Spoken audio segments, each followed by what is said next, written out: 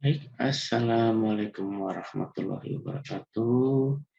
Perkenalkan, nama saya Bapak Friyadi. Di sini saya mengampu mata kuliah permodelan sistem berbasis objek di program studi Sistem Informasi, di mana saya akan menjelaskan pengenalan daripada mata kuliah pemrograman berbasis objek. Ya, di sini untuk slide pertama dalam mata kuliah pemrograman berbasis objek kita akan masuk dalam pengenalan UML, ya, Unified Modeling Language, dalam pertemuan pertama ini. Oke, untuk sistem dan kriteria penilaian, di mana sistem penilaian yang ada di sini adalah yang sudah disepakati oleh lembaga, bahwa absensi itu besarannya adalah 20%, ya. Kemudian tugas dan kuis atau tugas kelompok di tiap pertemuan itu mendapat nilai 25%, ya. Nanti di sini untuk tugas itu ada yang kelompok dan yang mandiri, ya. Kemudian untuk UTS mendapat poin sebesar 25%, dan UTS ini adalah ujiannya online, ya. Kemudian juga UAS, ujian akhir semester, itu mendapat poin sebesar 30%, dan juga di sini diambil adalah ujiannya online. Untuk kriteria penilaian tugas di sini dapat, yang pertama adalah dapat mengerjakan sesuai dengan perintah tugas. Nah, untuk poin dapat 50%. Jadi di sini disesuaikan dengan perintah tugasnya dan harus sesuai, ya.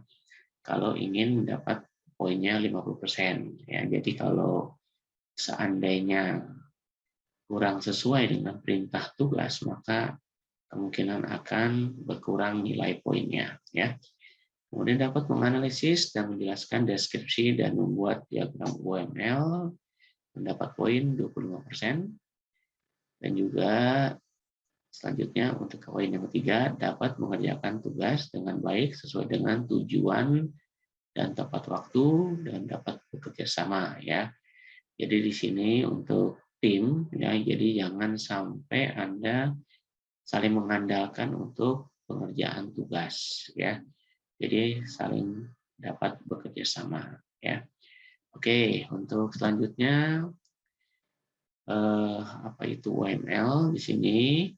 Ya, di sini untuk UML itu adalah pendekan dari Unified Modeling Language, yang lebih dikenal dengan singkatan UML, adalah bahasa permodelan standar yang terdiri dari serangkaian diagram yang terintegrasi yang dikembangkan untuk membantu pengembangan suatu sistem dan perangkat lunak, ya. Terutama sistem perangkat lunak yang dibangun menggunakan gaya berorientasi objek atau object oriented atau disingkat dengan OO, ya. Nah, definisi ini dikemukakan oleh Martin Fowler pada tahun 2003, ya. Oke, kita akan lanjut ke materi selanjutnya di slide selanjutnya. Oke. Baik, selanjutnya di sini adalah diagram UML. Nah, untuk diagram UML di sini ada struktur diagram, ada behavioral diagram, ya, dan juga ada interaction diagram. Untuk struktur diagram di dalam sebelah kiri, ya, struktur diagram ada beberapa turunan dari diagramnya. Ada objek diagram, kelas diagram, komponen diagram, package diagram, deployment diagram, composite structure diagram. Nanti di slide selanjutnya kita akan bahas satu persatu. Kemudian di bagian kanan itu ada behavioral diagram. Nah, di sini memiliki turunan-turunan daripada behavioral diagram. Ada activity diagram, ada use case diagram, state machine diagram, ada interaction diagram, ada protocol diagram, state machine ya. Dalam interaction diagram dia memiliki turunan tersendiri ya. Jadi di sini secara struktur ada 3 model diagram yang akan kita bahas dalam pertemuan di dalam mata kuliah permodelan sistem berbasis objek ini ya. Untuk interaction diagram dia memiliki turunan interaction overview diagram, ada sequence diagram, ada timing diagram, ada communication diagram ya. Jadi diagram-diagram ini yang dimiliki oleh UML yang versi terbaru ya, versi 2.0 ya. Ada juga yang terbaru lagi 2.5 ya untuk diagram UML yang terbaru ya. Oke, kita lanjut untuk penjelasan masing-masing diagram. Oke, untuk struktur diagram di sini yang pertama dalam diagram UML merupakan digunakan untuk menunjukkan blok bangun sistem yang kita buat ya. Blok bangun ya. Jadi feature yang tidak berubah seiring waktu ya. Diagram ini menjawab pertanyaan ada apa di dalam struktur diagram ya. Jadi kalau kita analogikan bahwa dalam membangun suatu sistem yaitu sistem yang intinya ya. Jadi feature-feature inti dalam suatu sistem ya. Misalkan di dalam suatu perusahaan memiliki beberapa feature yaitu bagian finance misalkan, bagian HRD ya, kemudian ada bagian purchasing. Nah, itu merupakan feature yang seiring waktu tidak berubah ya, karena dia ada apa namanya secara struktur di situ adalah sudah apa namanya default ya. Contohnya juga kita apa namanya membangun suatu rumah ya. Dalam strukturnya rumah itu seiring waktu tidak apa namanya berubah ya. Pasti dia memiliki kamar tidur, apakah dia posisinya di tengah gitu ya. Kalau misalkan di situ dalam struktur bangunannya tidak terlalu luas misalkan ya. Kemudian ada kamar mandi ya, kemudian lagi ada dapur. Seiring waktu itu tidak berubah ya, kecuali ada yang namanya renovasi-renovasi yang dilakukan oleh pemilik rumah ya, atau juga di sini diubah sesuai dengan pemilik daripada sistem ya.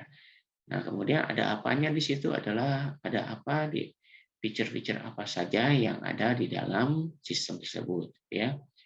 Kemudian behavioral diagram di sini untuk struktur diagram yang keduanya itu digunakan untuk menunjukkan bagaimana sistem yang dibangun dapat merespon permintaan atau yang seiring waktu terus berkembang ya. Misalkan di dalam suatu perusahaan dia apa namanya selalu berubah ya. Misalkan di finance, itu biasanya untuk pajak di Indonesia ada memiliki struktur yang selalu update di tiap tahunnya, maka pasti ada perubahan atau updating proses pajak, misalkan di dalam finance ya. Kemudian lagi misalkan di suatu perusahaan yang tadinya tidak memiliki gudang, misalkan seperti itu, tapi tahun ini dia memiliki gudang, tapi belum memiliki sistem, ya akan dibangun suatu subsistem untuk gudang. Bagaimana nanti untuk persediaan barang-barang yang dimiliki perusahaan itu diletakkan di gudang dan dicatat oleh gudang, gitu ya. Ini merupakan sering waktu terus berkembang. Kemudian interaction diagram merupakan diagram yang sebenarnya adalah jenis behavioral juga di situ, karena dia adanya tadi digambar ada di dalam struktur behavioral diagram ya. Penggunaan diagram interaksi untuk menggambarkan pertukaran message dalam kolaborasi atau sekelompok objek yang saling bekerja sama dalam perjalanan untuk mencapai tujuannya, ya. Jadi misalkan kita akan mencapai tujuan bahwa suatu pengguna itu akan masuk ke dalam sistem sesuai dengan privilege-nya, ya. Nah, berarti dia akan apa? Dia akan melakukan login, ya, login sesuai dengan username dan password dan privilege yang dimiliki oleh pengguna tersebut atau user tersebut. Nah, jadi mencapai tujuannya adalah goal-nya dia akan masuk ke dalam sistem sesuai dengan privilege. Untuk bisa apa? Berinteraksi dan akan melakukan kegiatan-kegiatan sesuai dengan hak akses yang dimiliki oleh user tersebut, gitu ya. Nah, ini gambaran saja yang saya ungkapkan di dalam menjabarkan di dalam tiga komponen utama daripada diagram UML, yaitu ada structural diagram, ada behavioral diagram, ada interaction diagram. Baik, untuk selanjutnya dalam struktural diagram kita akan jelaskan satu persatu yang dimiliki atau turunan daripada struktural diagram. Di sini yang pertama ada kelas diagram, digunakan untuk menunjukkan suatu entitas dunia nyata, elemen analisis dan desain, atau kelas implementasi dan hubungannya, ya. Jadi di sini nanti kita akan belajar juga bagaimana menggunakan kelas diagram. Kemudian objek diagram digunakan untuk memperlihatkan contoh spesifik atau ilustratif dari objek dan tautannya atau hubungannya. Sering juga digunakan untuk menunjukkan kondisi untuk suatu peristiwa seperti pengujian atau pemanggilan suatu fungsi. Nah, ini objek diagram, ya. Jadi bisa dilakukan beberapa penggunaan di dalam objek diagram tersebut, ya. Ada composite structure diagram digunakan untuk menunjukkan bagaimana sesuatu dibuat, ya. Kemudian sangat berguna dalam struktur-struktur kompleks atau desain berbasis komponen, ya. Jadi kalau kita banyak komponen-komponen dalam suatu sistem, ini bisa kita evaluasi, bukan evaluasi, tapi kita bagaimana melihat struktur daripada komponen-komponen yang dimiliki oleh sistem yang kita buat itu melalui composite structure diagram, ya. Ada juga deployment diagram. Di sini digunakan untuk menunjukkan struktur runtime, platform, perangkat keras, artefak perangkat lunak, atau item perangkat lunak yang dapat dikirim atau dijalankan dalam suatu sistem, ya. Dan lingkungan perangkat lunak atau seperti sistem operasi, mesin virtual dan sebagainya, ya. Jadi di sini deployment diagram ini merupakan penggambaran secara menyeluruh daripada sistem kita, gitu ya. Kemudian komponen diagram digunakan untuk menunjukkan organisasi dan hubungan di antara pengiriman sistem, ya. Jadi maksudnya di sini adalah hubungan yang berkaitan dengan yang namanya apa saja sih komponen-komponen yang dimiliki oleh sistem tersebut setelah pada saat sistem itu jadi, kemudian komponen penggambarannya seperti apa komponennya dan saling interaksinya seperti apa. Jadi dalam organisasinya itu, jadi organisasi dalam suatu sistemnya, gitu ya. Kemudian package diagram digunakan untuk mengatur elemen, model, dan menunjukkan ketergantungan di antara package tersebut, gitu ya. Jadi setiap package itu pasti akan saling ketergantungan, ya. Maksudnya setiap isi daripada package itu pasti saling berinteraksi satu sama lain di antara mereka, gitu ya. Oke, untuk selanjutnya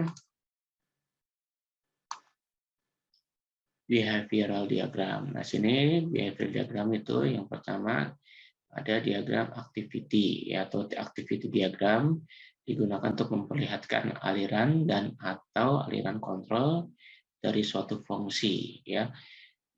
Dan juga menangkap alur kerja di antara objek yang saling bekerja sama, gitu ya. Nah, di sini kalau kita lihat ini modelnya sama seperti flowchart, tapi bukan flowchart, ya. Karena kita menggambarkan suatu function, ya. Kalau function di dalam ilmu programming dia tidak memiliki goto, tapi kalau flowchart dia memiliki goto, ya. Agak sedikit beda, gitu, ya. Oke, untuk diagram selanjutnya ada use case diagram, ya. Di sini digunakan untuk menunjukkan layanan yang dapat diminta oleh aktor dari suatu sistem, ya. Jadi kalau kita menganalisis suatu sistem itu berdasarkan kebutuhan aktor, ya. Jadi kebutuhan itu berdasarkan aktornya. Misalkan aktor bagian finance, ya berarti dia berkaitan dengan fungsi-fungsi yang ada di dalam finance itu sendiri, ya. Misalkan ada purchasing. Purchasing itu berkaitan dengan yang namanya supplier, kemudian produk, dan bagaimana dia melakukan pemesanan barang ke supplier. Nah, itu adalah berkaitan dengan layanan yang dimiliki oleh bagian purchasing dan lain-lain, ya. Jadi di sini biasanya use case itu menunjukkan fungsionalnya itu berdasarkan aktornya, gitu ya, kebutuhan aktor. Kemudian state machine diagram atau protokol state machine diagram digunakan untuk menunjukkan siklus hidup objek tertentu, ya, atau urutan yang dilalui objek atau yang diharuskan didukung oleh antarmuka, ya, yang harus didukung oleh antarmukanya. Nah, sini kita lihat, nah siklus hidupnya misalkan login itu bagaimana siklus hidup login. Nah, nanti di sini login itu bagaimana cara kerjanya. Nah, itu ditunjukkan dengan state machine diagram. Nanti kita akan belajar bagaimana untuk menggunakan state machine diagram, gitu, ya. Oke, selanjutnya ada interaction diagram. Di sini ada diagram yang pertama, ada overview diagram. Digunakan untuk menunjukkan banyak skenario interaksi yang berbeda atau urutan fungsinya. Jadi kita lihat urutan fungsi daripada yang dijalankan di dalam suatu sistem itu pasti akan berurutan, ya. Nah, biasanya itu nanti akan ditunjukkan dengan overview diagram dan sequence diagram nanti, ya. Kemudian daripada beda urutan tersebut untuk kolaborasi yang sama atau seperangkat elemen yang bekerja sama untuk mencapai suatu tujuan. Nah, juga di sini kita lihat ada yang namanya sequence diagram digunakan untuk fokus pada pertukaran message, ya. Maaf, di situ tulisannya menggunakan T, harusnya menggunakan G, ya. Kemudian antara sekelompok objek dan urutan message-nya. Nah, jadi di sini sequence itu berurutan berkaitan dengan fokusnya adalah pertukaran message-nya. Message ini artinya parsing nilai, ya. Kalau di ilmu programming-nya itu adalah parsing nilai. Pengiriman nilai-nilai antar function, ya. Kalau di sini kan bisa ditunjukkan dengan objek-objeknya, ya, antar objeknya. Nah, nanti di situ yang digambarkan adalah function, ya, fungsi daripada sistem tersebut. Ya, nanti bisa lihat daripada di kelas diagramnya, ya. Biasanya itu nanti misalkan ada pengguna, misalkan ada beberapa fungsi di dalam kelas diagramnya, kemudian pengguna itu sebelum digunakan pasti akan menjadikan suatu objek. Nah, objek ini akan menjalankan fungsi-fungsi tersebut yang saling bertukar pesan, ya. Bertukar pesan ini dalam arti bahwa itu adalah yang disebut dengan message, ya. Ada communication diagram di sini digunakan untuk fokus pada message antar kelompok objek dan hubungan yang mendasari objek itu sendiri, ya. Kemudian timing diagram digunakan untuk menunjukkan perubahan dan hubungannya dengan waktu secara real time atau bekerja sistem yang tertanam di dalam suatu sistem tersebut, gitu ya. Nah, saat ini biasanya sistem itu sudah real time kebanyakan, ya, karena bisa diakses kapan saja, di mana saja, dan oleh siapa saja, ya, tergantung memiliki preferensi atau enggak, ya. Nah, contohnya kalau sistem bank, ya, perbankan, nah itu dia biasanya sudah real time, kapan saja orang bisa mengambil mengirim uang, ya, atau transfer uang, kemudian pembayaran dan sebagainya, ya. Dan juga kalau misalkan kita menggunakan ATM pun sama, ya, secara real time. Misalkan kita menggunakan ATM untuk mengambil uang, gitu ya. Nah, kemudian kalau dalam sistem perdagangan saham, nah itu biasanya kan perdagangan saham itu seluruh dunia, ya, setiap dunia di dunia ini waktu daripada pembagian waktu itu kan pasti berbeda-beda, gitu ya. Kalau misalkan contohnya kita di Indonesia dan di Amerika itu perbedaannya di sana misalkan malam, di sini siang, gitu ya. Berarti kan perdagangan itu akan terus bekerja, gitu ya. Oke, untuk berikutnya kita akan masuk ke slide kedua, maksudnya ke selanjutnya, ya. Di sini konsep terminologinya, ya, kita bahas tentang konsep terminologi daripada UML. Kalau kita lihat dari konsep terminologi ini, terlihat bahwa ada kelas dan objek, ya. Kelas adalah suatu cetak biru yang digunakan untuk mendefinisikan variabel dan metode umum, ya, yang dimiliki oleh suatu kelas dan semua objek dari jenis tertentu, ya. Dan objek adalah urutan dari kelas pada saat tertentu dalam runtime yang dapat memiliki status dan nilai data sendiri, ya. Jadi kalau kita menggambarkan rumah, contohnya, ya, pasti memiliki sesuatu yang cetak birunya, ya. Cetak biru itu adalah yang disebut dengan template, ya, template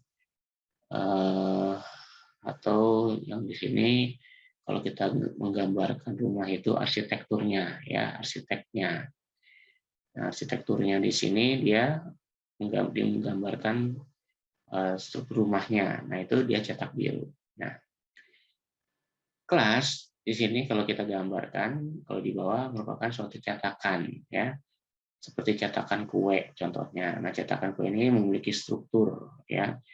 Ada strukturnya di situ, masing-masing kue akan dicetak memiliki panjang dan lebar yang sama dan kedalaman kue, ya, atau untuk kuenya itu berarti dia kan ada ketebalannya, ya. Nah, berarti ketebalan pun sama semuanya. Dan ada jumlah kue yang akan dicetak itu pun sama, gitu, ya. Nah, yang sebelah kanan gambarnya bahwa itu adalah hasil jadi kuenya. Nah, hasil jadi kuenya itu disebut dengan objek. Nah, proses di antara kelas menjadi objek disebut dengan instance, gitu, ya.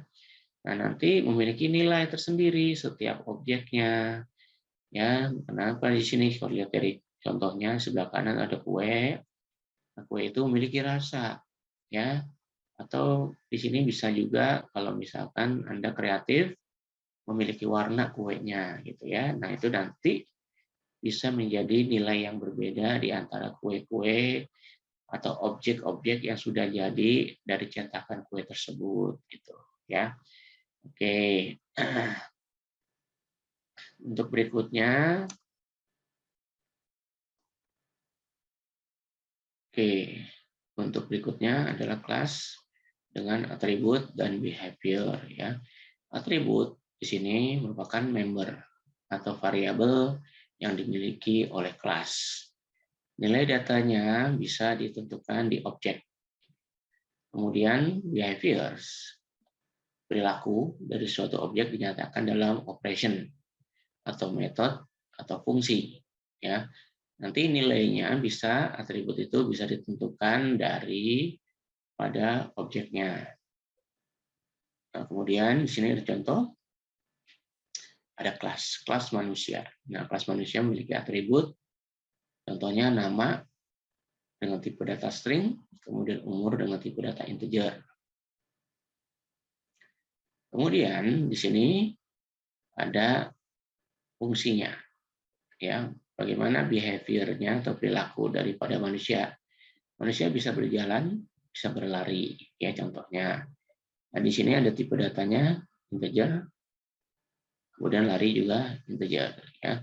Misalkan nanti contohnya jalan beberapa langkah berarti dia akan dihitung langkahnya, berarti dia berupa integer nilainya.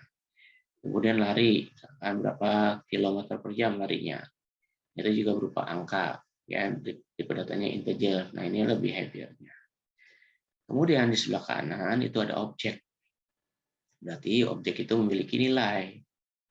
Nah, bagaimana di situ nama manusia, ya, jadi objek manusia memiliki namanya Budi Suparman, umurnya 30 tahun. Dan juga di sebelah kanan bahwa ada objek manusia dengan memiliki nama Amaliawati, kemudian umurnya 28 tahun, ya. Nah, berarti di sini objek dengan nilai yang sifatnya, ya. Oke. Untuk berikutnya contoh kelas dan objek. Nah, di sini ada kelas. Di sini kelasnya ada ID produk, ya. Kemudian nama produk, harga produk, ini merupakan kelas produk. Kemudian di situ juga memiliki behavior, ada delete, ya. Nanti sistemnya itu bisa di delete, bisa di save, bisa di update, ya. Ini merupakan daripada behaviornya, ya, atau metodenya. Kemudian kelas itu juga memiliki properti, ya. Properti ini untuk apa? Untuk parsing nilainya. Jadi objek itu nanti akan bisa parsing nilai. Ada get dan set, ya. Kalau set itu dia mengirimkan nilai, get itu menerima nilai, ya. Nanti tergantung variabelnya di situ secara default, ya. Ya, berarti di sini ada kita tentukan hanya kata var dan point saja, gitu ya.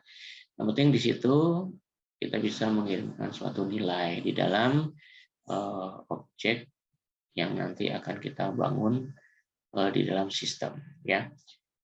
Nah, itu di sebelah kanan ada objek, ya, nama, ada ID produknya, ada nama produk, ada harga produk, gitu ya.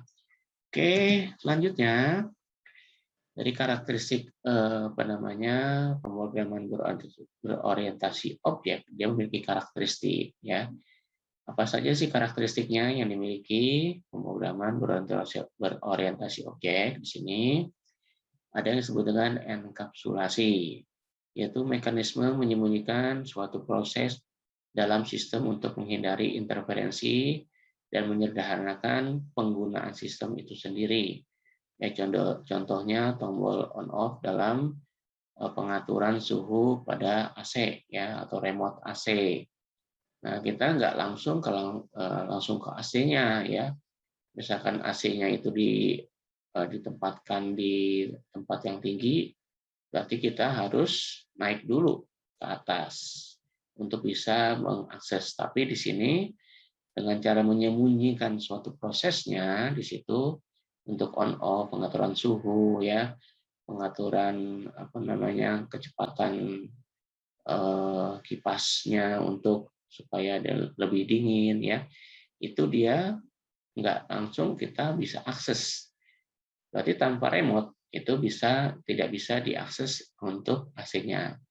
Bisa saja di situ ada tombol on off-nya di dalam AC-nya itu sendiri kalau yang kita sudah letakkan di atas, gitu ya. Nah, itu dia ada tombolnya, tapi tombolnya itu juga agak tersembunyi, gitu, ya.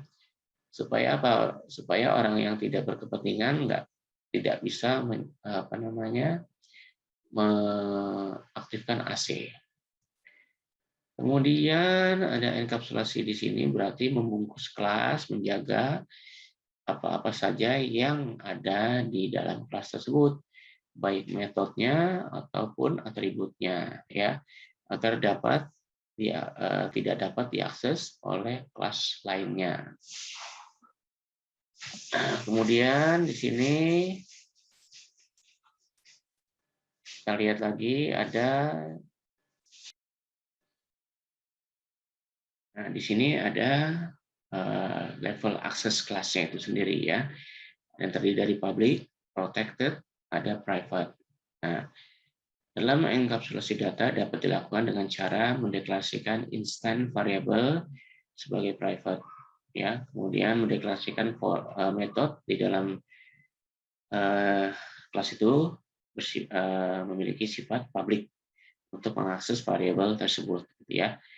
Oke, ini adalah enkapsulasi yang dimana merupakan bagian daripada karakteristik pemrograman berorientasi objek. Dan juga untuk enkapsulasi dan akses modifiernya, ya. Jadi private itu dengan menggunakan simbol strict, ya. Kemudian protected dengan simbol number sign, kemudian public dengan simbol plus, ya. Kemudian ada juga dengan menggunakan tanpa modifier, ya. Dari masing-masing modifier di sini dalam kelas yang sama, di situ mereka dapat mengaksesnya, ya, kalau dalam kelas yang sama. Tapi kalau private, dalam package yang sama, dalam subclass yang sama, dalam package lain itu tidak bisa diakses kalau dia sifatnya private. Tapi kalau protected di sini dengan simbolnya number sign, nanti kalau di dalam penggambaran daripada dengan permodelan dengan menggunakan tools, ya, di sini kalau diakses dengan kelas yang sama bisa, dengan package yang sama bisa, kemudian dalam subclass sama dan kelas yang subclassnya yaitu dia bisa diakses, ya. Kemudian dalam package lain dia tidak bisa diakses. Kalau public semua dapat diakses. Kemudian kalau dia tanpa modifier itu hanya bisa diakses dalam kelas yang sama, kemudian dalam package yang sama, ya. Nah, ini contoh daripada programmingnya. Ini ada package latihan, ya. Kemudian dalam package latihan di sini memiliki kelas namanya mahasiswa dengan akses publik, ya. Kemudian di dalam kelas mahasiswa ini memiliki beberapa variabel dengan modifiernya adalah private. Selanjutnya ada konstruktornya, di situ public, kelas nama kelasnya sama, ya, kalau disebut dengan konstruktor, ya. Di sini ini nama konstruktornya itu atau metode konstruktornya adalah mahasiswa, metode konstruktornya juga mahasiswa, ya. Oke, kemudian di berikutnya adalah untuk mencetak. Nah, di sini nanti kita akan bahas lebih lanjut, ya. Untuk apa namanya di dalam suatu kelas. Oke, berikutnya karakteristik pemrograman yang berorientasi berikutnya adalah inheritance atau pewarisan. Jadi inheritance dalam di sini suatu kelas dapat mewariskan atribut dan metode pada kelas lain atau subkelasnya atau kelas anaknya, gitu ya, serta membentuk kelas hierarki. Kemudian dalam pemrograman Java, penerapan inheritance ditandai dengan keyword extends, ya. Jadi dia bahwa dia sebagai turunan, ya, berarti sama saja seperti kehidupan manusia, gitu ya. Itu ada pewarisan. Kalau misalkan pewarisan ini konsepnya bahwa setiap kelas anak itu bisa mengakses variabel dan metode kelas induknya. Akan tetapi kalau kelas induknya atau superkelas itu tidak bisa mengakses daripada variabel atau atribut, ya, atau metodenya atau fungsinya itu tidak bisa diakses oleh kelas parent, gitu, ya. Nah, ini konsepnya seperti ini, ya. Oke, untuk berikutnya contoh, ya, contoh daripada pembuatan kelas yang sifatnya inheritance, ya. Nah, di sini ada kelas sepeda gunung mewarisi kelas sepeda, ya. Berarti di sini ada kelas sepeda, kita lihat ya. Kelas sepeda itu dia memiliki variabel gear dan kecepatan. Kemudian juga memiliki operation berupa tambah gear dan tambah kecepatan, ya. Kemudian di bawahnya itu ada sepeda gunung. Sepeda gunung itu merupakan apa? Merupakan turunan daripada kelas sepeda. Dan kelas sepeda gunung ini memiliki yang namanya operation tersendiri, yaitu set saddle. Misalkan di kelas sepeda itu tidak memiliki set saddle, tapi di sepeda gunung memiliki set saddle. Dan juga di sebelah kanan itu untuk sepeda gunung beraksi, artinya dia untuk apa? Untuk melakukan proses daripada kelas ini, ya, kelas sepeda dan kelas sepeda gunung. Oke, kita lihat codingannya di sini adalah kita bicara pembangunan suatu kelas di dalam bahasa pemrograman Java.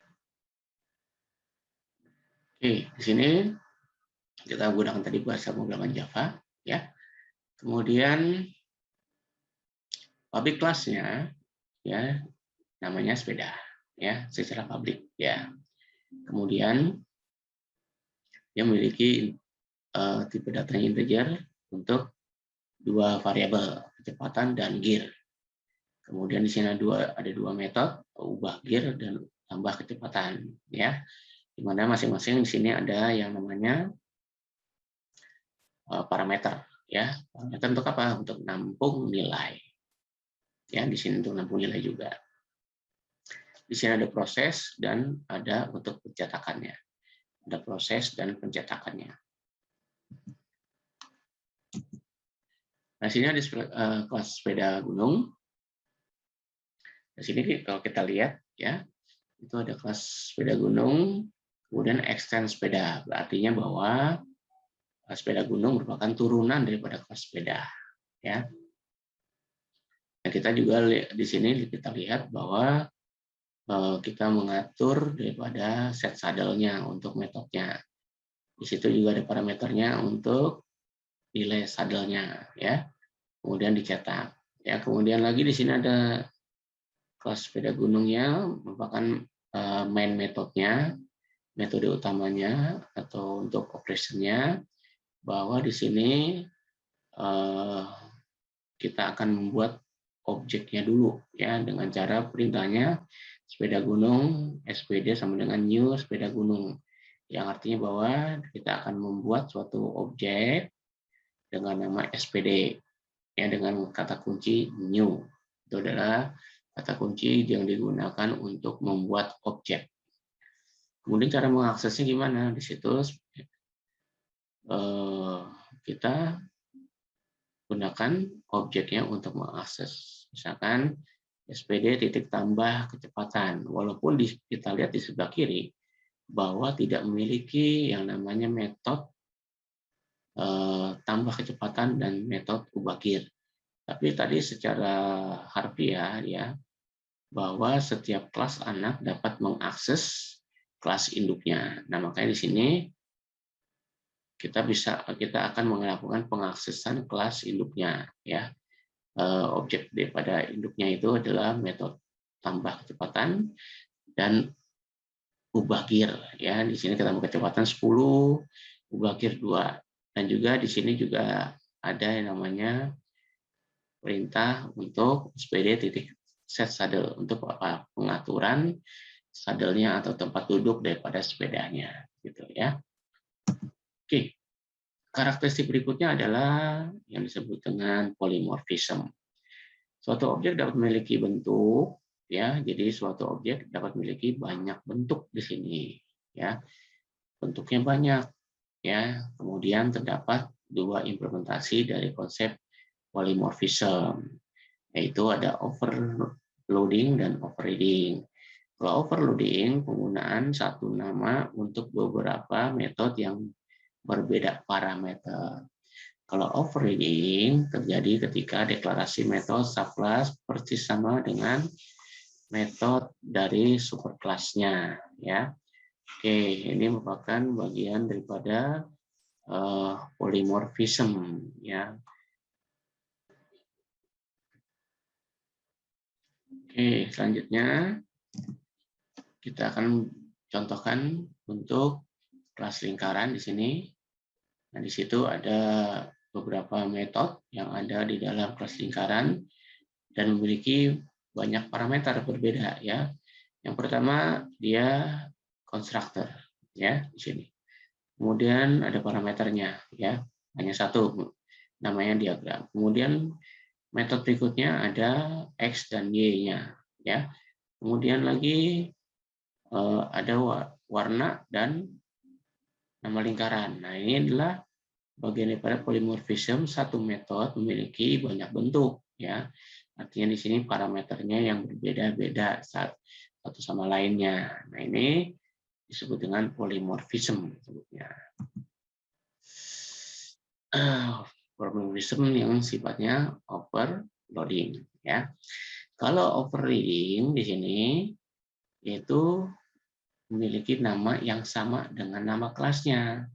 Contohnya di situ ada ubah gear dan tambah kecepatan di kelas sepeda, ya.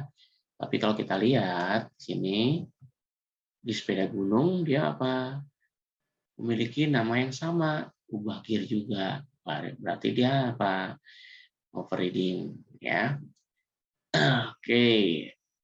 Jadi seperti itu contohnya untuk overriding, dan juga tadi depan ada namanya overloading. Selanjutnya penerapan perancangan pada model pengembangan sistem, ya. Di sini perancangan, ya, perancangan pada model pengembangan sistem. Berarti dalam suatu perancangan kita akan berbicara eh, bahwa siapa pemilik sistem itu ingin dibuatkan suatu sistem. Ya, contohnya di sini ada contoh untuk membuat rumah. Berarti dia si pemilik rumah akan menjelaskan visi rumah kepada pengembang. Sama juga kita menerima yang namanya pembangunan sistem. Nah, juga sama, pasti si pemilik itu akan menceritakan bagaimana visi sistem itu akan dibuat oleh pengembang, ya. Jadi visi daripada pemilik itu diceritakan semuanya. Bisa apa, kebutuhannya apa, ya, dan bagaimana itu diceritakan sama dia, ya, masih pengembang. Kemudian ide ini diubah menjadi sketch dan gambar yang diperlihatkan kepada pemilik dan disempurnakan seringkali melalui beberapa gambar bagi masing-masing memiliki satu yang diperbaiki satu sama lainnya, ya. Pasti dia akan apa? Menceritakan dulu luas tanah saya sekian meter. Saya pengen rumahnya terlihat luas, gitu ya. Kemudian pengennya gaya misalkan rumahnya gaya Jepang misalkan. Nah, itu adalah visi rumahnya dia. Kemudian juga sama ketika kita bangun sistem, dia akan apa? Si pemiliknya menceritakan kebutuhan-kebutuhan daripada sistem yang dia inginkan untuk memproses pekerjaan yang dia miliki di perusahaannya, ya. Kemudian apalagi? Kemudian gambar itu akan diperbaiki dan akan disetujui. Nah, bahwa sistem tersebut bahwa sudah sesuai dengan visinya dia. Kemudian satu set cetak biru terinci dikembangkan yang menyajikan informasi yang jauh lebih spesifik tentang rumah tersebut, ya. Dan juga gambar tersebut juga spesifik sekali dan rinci ketika dia menceritakan dan pengembang menggambarkan apa yang diinginkan oleh si pembuat rumah atau pembangun sistem tersebutnya, ya, jadi pemiliknya. Nah, di sini dalam model pengembangan sistem itu tidak banyak model ya, sampai model terkini itu pun ada ya. Tapi di sini saya mencontohkan beberapa model yang sudah lawas tapi masih banyak digunakan sampai saat ini gitu ya. Yang pertama ada waterfall model. Nah, waterfall model ini dia memiliki turunan yaitu V model. Ada yang berikutnya ada incremental process model ya. Nanti dia selalu modelnya sama seperti model waterfall, akan tetapi dia selalu terus berputar ya seiring waktu untuk banyak yang namanya perubahan-perubahan atau banyak permintaan yang harus dipenuhi dalam pembangunan suatu sistem ya. Kemudian lagi ada evolutionary process model. Di sini memiliki dua turunan. Yang pertama prototyping, yang kedua spiral model ya. Nah, jadi kalau kita membangun suatu sistem itu inginnya seperti apa disesuaikan dengan modelnya ya. Jangan sampai maunya bangunnya seperti apa tapi modelnya menggunakan model yang berbeda gitu ya. Nah, ini harus kita hindari. Kemudian concurrent model itu juga merupakan bagian daripada model pengembangan perangkat lunak. Nah, di sini saya tidak menjelaskan satu persatu daripada model ya. Tapi jangan sampai Anda salah menyebut model-model ini sebagai metode ya. Metode itu berbeda lagi dengan model ya. Oke, nah ini perlu diluruskan ya. Nah, yang saya gunakan di sini model-model yang saya tampilkan yaitu dari bukunya Rogers S. Pressman ya, di mana judul bukunya adalah Software Engineering, dan saya mendorong Anda untuk membaca buku ini, dan banyak sekali yang perlu Anda pelajari dari buku ini ya. Kalau hanya dari slide, sekali lagi itu terbatas ilmunya, karena ilmu di slide itu hanya sebatas kulitnya saja, poin-poinnya saja yang dijelaskan oleh dosen. Dan lebih lengkapnya itu ada di mana? Ada di buku. Ya, makanya di sini saya mendorong Anda untuk membaca buku, gitu ya. Baik buku UML yang versi terbaru dan buku software engineering. Ya, oke. Buku software engineering banyak sekali ya. Nanti Anda bisa beli di toko buku atau Anda download ya. Di sini juga banyak buku-buku luar yang bisa Anda download gitu ya. Jadinya untuk membaca buku di sini menjadi keharusan bagi seorang mahasiswa untuk terus bisa berkembang ilmunya ya. Oke, untuk selanjutnya di sini saya menjelaskan hanya satu saja, waterfall model. Ya, waterfall model di sini memiliki 5 tahapan ya yang ada di dalam bukunya Roger S. Pressman ya. Nah, waterfall model kadang disebut dengan siklus hidup klasik, menyarankan pendekatan sistematis dan berurutan untuk pengembangan perangkat lunak yang dimulai dengan pelanggan dengan spesifikasi kebutuhannya, kemudian kemajuan melalui planning, kemudian dilanjutkan dengan modeling untuk analisis dan desainnya, kemudian construction ini untuk membuat kode program dan testing programnya, ya, testing sistemnya terutama, dan deployment itu puncak daripada dukungan berkelanjutan dari perangkat lunak yang telah selesai dibuat. Ya, oke, kita bahas satu persatu fase-fase daripada waterfall. Yang pertama communication. Ya, communication ini adalah merupakan proyek inisiasi dan recruitment gathering.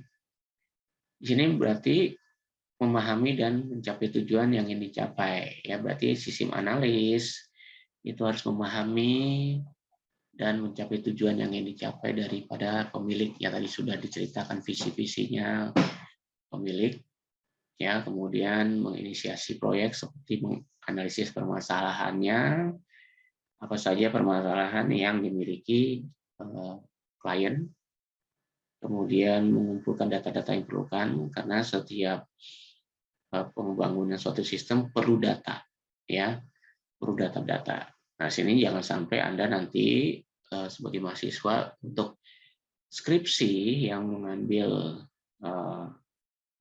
skemanya adalah rancangan sistem, ya.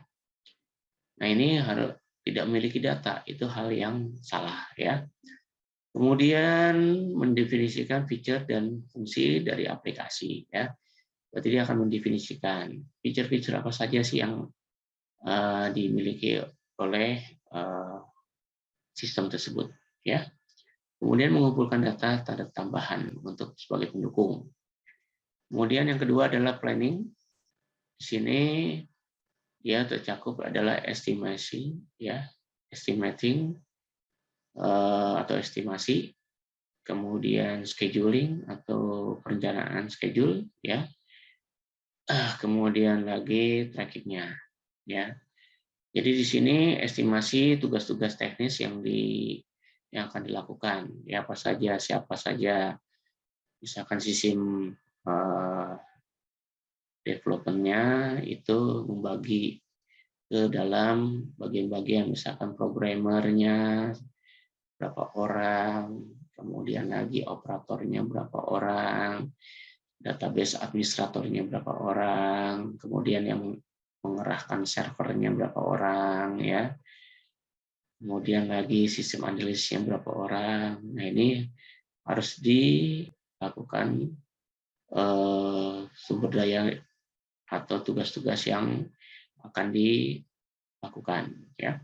Kemudian resiko-resiko yang terjadi, ya, berarti kita harus mengestimasi resiko apa yang akan kita hadapi ketika membangun sistem itu. Apakah gagal, apakah bisa dilanjutkan.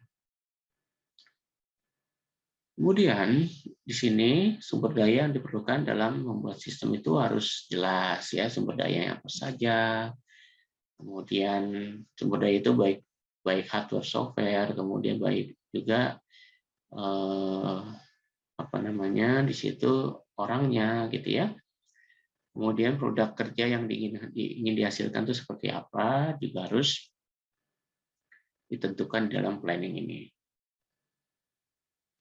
Kemudian ada penjadwalannya, ya, schedulingnya. Nah, di sini penjadwalan kerja yang akan dilaksanakan harus diestimasi dulu, gitu, ya. Harus kita lihat berapa lama pengerjaan sistem yang akan kita kerjakan. Kemudian juga tracking proses pengerjaannya juga harus dicatat, gitu, ya. Jadi kalau Anda sebagai seorang mahasiswa itu berarti hal-hal yang kayak seperti ini itu harus Anda detail, ya. Berapa lama harus Anda kerjakan, ya, skripsinya. Skripsi itu berkaitan dengan yang namanya riset atau PKL. Anda menuju ke suatu mitra atau objek, ya, kemudian bisa dibawa pulang, bagaimana Anda mengelolanya, kemudian Anda berarti untuk saat ini masuk ke fase berapanya untuk penjadwalannya, kemudian track recordnya seperti apa, trackingnya, apa yang sudah dilakukan Anda catat, gitu, ya. Nah, itu merupakan bagian daripada planning. Nah, ini kalau dalam enterprise itu sangat penting sekali. Karena apa? Karena setiap pekerjaan itu adalah berkaitan dengan uang, gitu, ya. Kalau makin lama sistem itu akan dibangun, ya, mendapat uangnya juga susah, gitu, ya, akan lama. Nah, ini fase planning daripada fase-fase di dalam waterfall model. Baik, untuk berikutnya, fase berikutnya adalah modeling. Di sini modeling ini berkaitan dengan analisis dan desain, ya. Nah, biasanya di dalam modeling ini ada analisis kebutuhan pengguna, ya. Kebutuhan pengguna ini itu kita akan tuliskan apa saja kebutuhan-kebutuhan daripada fungsi-fungsi yang dibutuhkan oleh pengguna, ya.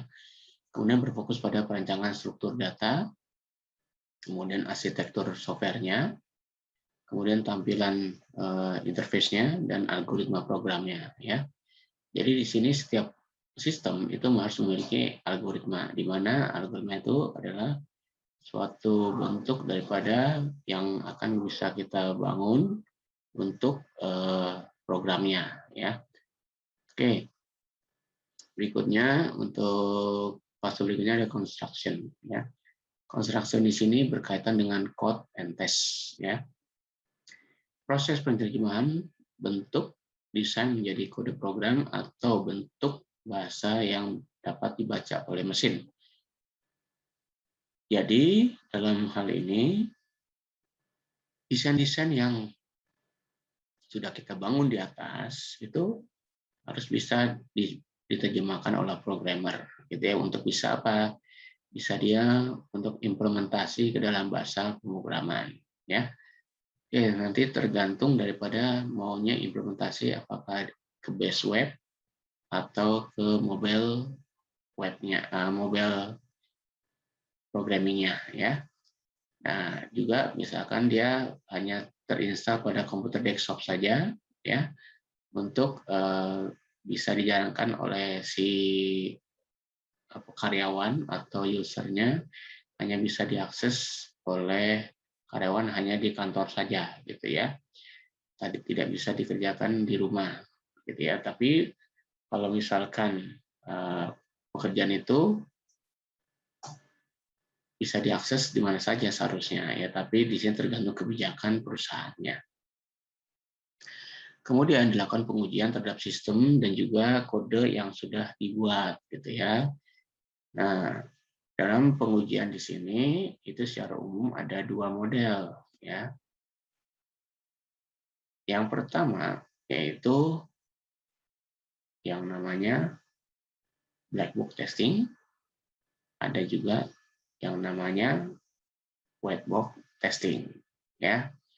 Nah, berkaitan dengan white box testing dan black box testing ini biasa digunakan untuk unit testingnya, ya. Unit testingnya apakah kita lihat unit testing terutama untuk low black box testing itu adalah berkaitan dengan pengujian fungsionalnya yang biasanya tidak melihat daripada konten codingannya atau logikanya, ya. Dan juga yang disebut dengan white box testing yaitu berkaitan dengan melihat algoritma atau kode yang ada di dalam suatu fungsi tersebut, gitu ya.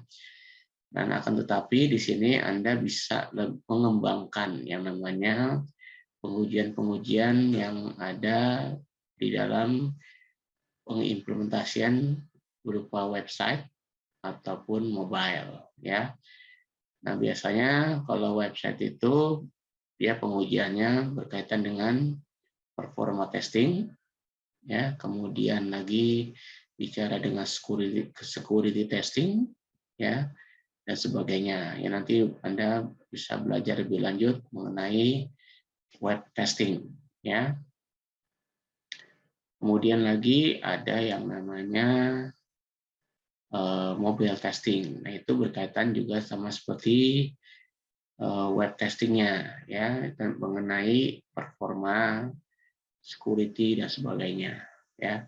Tapi kalau secara inti, ya, mengenai pengujian itu ada black box dan white box, gitu. Tapi di sini saya menyarankan untuk pengujian kelanjutannya itu harus Anda lakukan. Jangan hanya Anda bicara black box testing saja, ya. Karena yang namanya black box testing itu hanya melihat daripada eh, keluarannya saja, ya. Ada masukan, ada luaran, yang tidak melihat daripada isi atau algoritma yang ada di dalamnya. Tapi Anda bisa juga menggunakan white box testing, ya.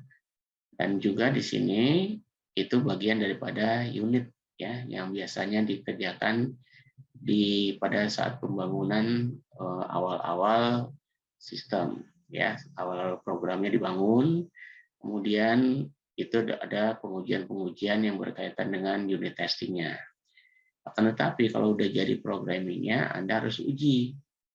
Ya, jadi sudah jadi sistemnya itu, Anda harus uji berkelanjutannya.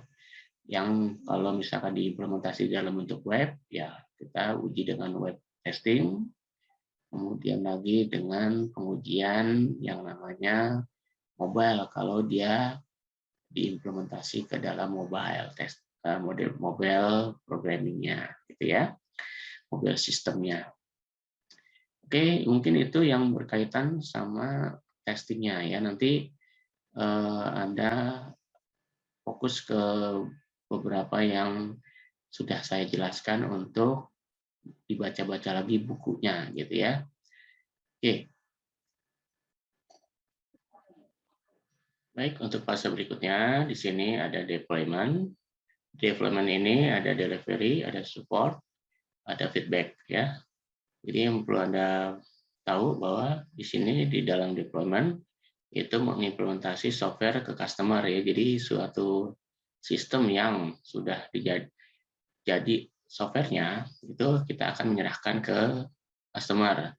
Dan di sini juga kita lihat bahwa pasti spesifikasi yang ada di customer itu akan berbeda, gitu ya. Dan juga kalau Anda membuat suatu sistem berbasis web, pasti customer itu akan melakukan hosting ke server, gitu ya. Biasanya servernya akan beda, gitu ya, tidak sama dengan spesifikasi komputer Anda, gitu. Biasanya seperti itu, ya. Tapi di sini perlu diperhatikan lagi kalau dengan mobile juga sama, gitu ya, dengan mobile application yang telah dibangun dan juga web base, ya, sistemnya web base juga perlu diperhatikan lagi, ya. Jadi rata-rata itu kebanyakan agak sedikit berbeda dari developer ke customer, gitu ya. Oke, berikutnya ada perbaikan software. Di sini kalau misalkan ada perbaikan, terjadi bug atau terjadi kesalahan function dan sebagainya, ada suatu perbaikan, ya. Nah, di sini harus diperhatikan baik-baik lagi apakah terjadi crash atau terjadi malfunction dan sebagainya. Itu kita harus ada perbaikan-perbaikan yang menyeluruh atau perbaikan yang minor, ya, terhadap sistem yang telah dibangun. Kemudian setelah itu ada evaluasi softwarenya, apakah software itu diterima atau tidak. Nah, di sini bisa juga kita menggunakan yang namanya UAT, User Acceptance Testing, ya, untuk mengevaluasi software, yang terutama softwarenya ini apakah berjalan dengan baik atau tidak, gitu ya. Tapi banyak yang terjadi, kita harus mengevaluasi dari sisi manajemen dan juga dari sisi pengguna, gitu ya, evaluasi software itu apakah berjalan dengan baik atau tidak, ya. Tapi kalau dari sisi pengguna kita bisa menggunakan tools yang disebut dengan UAT atau User Acceptance Test, ya. Berikutnya di sini pengembang software, ya, berdasarkan umpan balik yang diberikan agar sistem dapat berjalan dengan baik dan berkembang sesuai dengan fungsinya, gitu ya. Nah, ini nanti bisa ada apa namanya ikuti untuk fase-fase ini. Oke. Oke, sebelumnya di sini tadi kita lihat di depan itu ada diagram bahwa yang namanya waterfall model ini dia melakukan turunan, ya, dan pengembangan menjadi V model. Nah, dari variasi di sini V itu ada variasi dalam representasi model waterfall disebut dengan V model. Kemudian V model ini menyediakan cara untuk memvisualisasikan bagaimana tindakan verifikasi dan validasi terhadap pada pekerja rekayasa sebelumnya, gitu ya.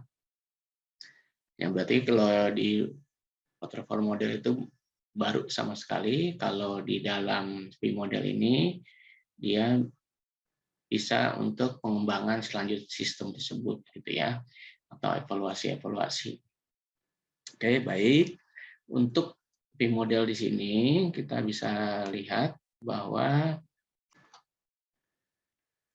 kita lihat di situ bahwa kalau unit testing itu akan melihat daripada code generation-nya, ya, dan juga melihat komponen desainnya untuk melakukan unit testing. Kemudian juga integrated testing itu akan melihat dari beberapa komponen desainnya, kemudian apakah juga dilihat daripada arsitektural desainnya. Sistem testing di sini kita lihat juga dia mengacu pada pengujian rekrutmen modelingnya, gitu ya, dan juga arsitektural desainnya, ya, untuk sistem testingnya. Kemudian lagi untuk acceptance testing dia melihat daripada rekrutmen modelingnya. Nah, ini merupakan bisa Anda lihat testing-testing yang ada di dalam suatu V-model, ya, atau di kita tadi kan ada fase namanya testing, ya. Nah, testing-testing ini juga bisa Anda gunakan di dalam testing yang pada posisi fase desainnya, ya. Oke.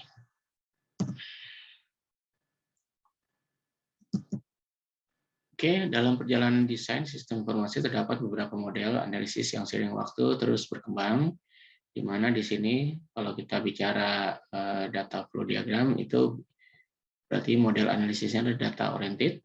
Kemudian kalau kita bicara dengan flowchart berarti proses oriented, ya. Kemudian kalau kita bicara UML saat ini yang kita pelajari di PSBO, kalau kita bicara object oriented, dan object oriented itu berkaitan dengan data dan proses yang dilakukan dalam mata kuliah ini, ya. Kemudian tools-tools sistem yang berkaitan dengan penggambaran UML ini bisa Anda akses sendiri, ya. Anda bisa menggunakan Microsoft Visio atau Draw.io. Di sini ada application diagram.net, ya, bisa Anda akses di situ. Kemudian Enterprise Architect bisa di sparksystem.com. Kalau Microsoft itu kan biasanya Anda bisa install di komputer kalian dengan cara membeli softwarenya. Kemudian Start UML, yaitu bisa di startuml.io. NetBeans UML Anda bisa download di NetBeans-nya, ya. Kemudian lagi install plugin-nya, ya. Biasanya kalau NetBeans ini, kalau misalkan Anda pernah belajar yang namanya Java, ya pasti Anda pernah install yang namanya NetBeans, ya. Tapi Anda cukup install plugin-nya untuk mendapatkan UML-nya. Kemudian ada Rational Rose, di sini bisa Anda akses di ibm.com, ya, untuk bisa download untuk Rational Rose-nya, ya. Kemudian Visual Paradigma, ya. Di sini Anda bisa ke visualparadigma.com untuk mengakses tools UML ini. Kemudian untuk contohnya, ya, di sini kita lihat di sebelah kiri dan sebelah kanan. Kalau sebelah kiri itu menggunakan Visio, kalau yang sebelah kanan kita menggunakan Enterprise Architect, ya. Jadi agak sedikit berbeda penggambarannya, dan juga beberapa penggambaran lainnya kalau kita menggunakan tools-tools yang tadi sudah saya sebutkan di depan, ya. Oke, untuk materi ini sudah selesai, ya. Untuk selanjutnya Anda membaca buku-buku berkaitan dengan PSBO, ya, permodelan sistem berbasis objek, ya. Anda bisa baca bukunya Rogers S. Pressman, juga banyak baca buku tentang UML versi 2, ya. Dengan versi 1 udah basi, ya, karena versi sekarang itu adalah versi 2 ke atas, ya. Jadi agak sedikit berbeda untuk versi 1 dan versi 2, ya. Jadi Anda baca buku-buku yang terkini, ya, jangan buku-buku yang sudah lawas, ya. Karena kalau saya sudah sebutkan tadi beberapa buku-buku yang terkini itu bisa Anda download tapi berbahasa Inggris. Kemudian bisa Anda terus berkembang ilmunya karena setiap buku-buku yang Inggris, bukan mengecilkan buku-buku yang ada di Indonesia, karena setiap buku-buku yang ada di luar negeri sana biasanya eh, banyak edisinya, edisi terbaru ya. Jadi eh, bahkan setiap tahun atau setiap 2 tahun atau per termin ya itu dia mengupdate bukunya gitu ya. Jadi ilmu-ilmu yang terbaru itu ada di situ yang terus berkembang ya sampai saat ini ya. Tapi kalau sekarang ini Anda harus banyak-banyak baca buku UML versi 2 ya. 2X artinya titik X itu ada 2 yang ke atas gitu ya. Diawali dari versi 2.0 sampai dengan 2.5 ya. Jadi ada versi-versi terbarunya. Oke. Sampai sini penjelasan saya mengenai pengenalan mata kuliah PSBO ya, permodalan berbasis objek. Saya saja. Wassalamualaikum warahmatullahi wabarakatuh.